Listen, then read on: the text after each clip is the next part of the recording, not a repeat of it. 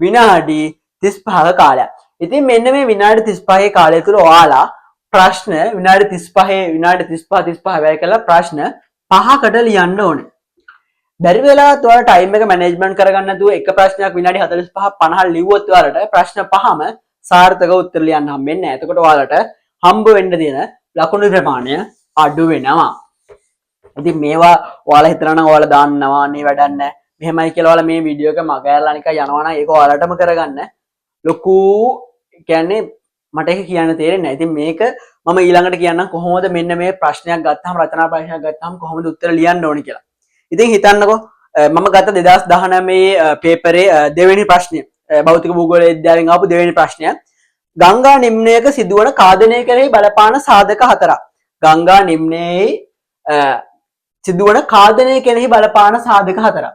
දැන් හිතන්නකෝ ඔයාලා මෙන්න මේ වගේ ප්‍රශ්නයක්